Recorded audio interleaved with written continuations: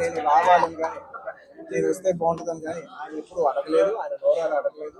నేనే ఆయన చెప్పాను, రవి నాకు ఇలా రావాలని అన్నా కూడా ఆయన యూత్ బ్రదర్ మీకు ఇబ్బంది అవుతుంది అని ఆయన అన్నా కూడా ప్యూర్లీ నా కాలే. ఆయన వద్దన్నా కూడా అసలు ఎక్కడ ఏం లేదు కదా, నాకు రావాలన్నా నాకు మనస్ఫూర్తిగా రావాలి.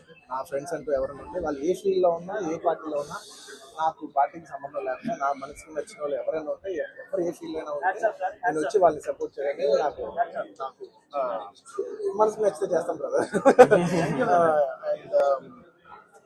అండ్ ఆయన అస్సలు ఏం చెప్పాలంటే ఆయన అస్సలు ఏమాత్రం ఆయనకున్న సంస్కారానికి, ఆయనకున్న గౌరవానికి, ఆయనకున్న ఫ్రెండ్షిప్కి ఆయన ఏ రోజైనా నోరు చేసి అడుగుండొచ్చు. కానీ ఆయన అసలు ఎప్పుడు అడగలేదు. నేను ఆయన అడగలేదు కాబట్టి నాకు ఇంకా ఉంది. అరే ఆయన అసలు ఎవరైతే అడగలేదు, ఎంత క్లోజ్ ఫ్రెండ్ కూడా అడగలేదు, నేనే చేయాలని చెప్పి నాకు లోపల నుంచే ఆ ఫీలింగ్ అనిపించింది. నేనుగా వచ్చాను. ఆయన కొంచెం అక్కర్లేదు బ్రదర్ మీరు ఇబ్బంది పడతారన్నా కూడా పర్లేదు బ్రదర్ నేను వస్తానని నేనే ఆయన సపోర్ట్ చేద్దామని వచ్చాను. ఎందుకంటే ఈ 5 ఏళ్ళలో మేము మామూలుగా చాలా మంది చూస్తూ ఉంటాం కదా, 5 ఏళ్ళు మామూలుగా ఏదో ఫస్ట్లో కొంచెం కనబడి ఏదో లాస్ట్లో ఒక సంవత్సరం లాస్ట్ ఒక 6 నెలలో సంవత్సరం తిరుగుదాం అనే ఒక మైండ్ సెట్ ఫీల్ ఉన్నారు. కానీ రవి గారు అలా కాకుండా 4-5 ఏళ్ళు ఆయన మొత్తం ఆయన ప్రాణం, ఆయన మనసంతా కూడా ఆయన నియోజకవర్గం మీద ఉంటే నాకు అర్థమవుతుంది ఎంత అంటే ఒక కష్టపడి పనిచేసే పర్సన్కి అవతల పర్సన్ కష్టపడి నాకు తెలిసిపోతుంది. ఇంత సిన్సియర్గా చేసే మనిషికి 100% నేను నిజంగా నేను ఇంకెవరి గురించి నేను ఇంత గ్యారంటీగా చెప్పలేదు.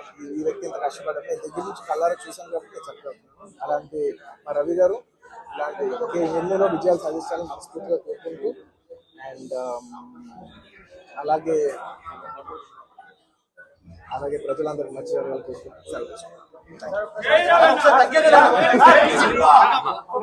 రస్తా ముందుకెళ్తుందా లేదా, నిలబడతామా లేదా, అది జనసేన నిలబెట్టింది. దమ్మంది జన సైనికులకి, దమ్మంది వీర మహిళలకి, దమ్మంది జనసేన మద్దతుదారులకి.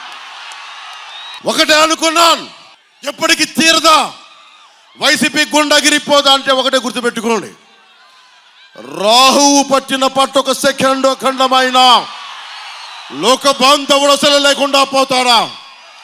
మూర్ఖుడు గడియారంలో ముళ్ళు కదలనీకుంటే ధరాగమనం అంతటితో తలకిందైపోతుందా?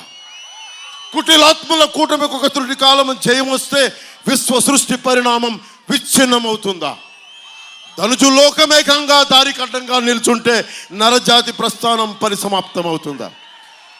151 మంది ఎమ్మెల్యేలు, 30 మంది ఎంపీలు కూర్చొని 5 కోట్ల మంది ప్రజల్ని భయపెట్టారు.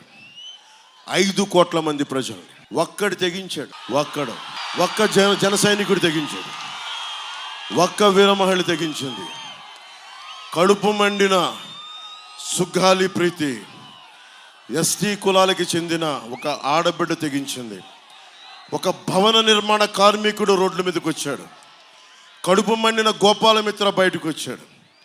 కడుపు మండిన ఉద్యోగి బయటకు వచ్చాడు.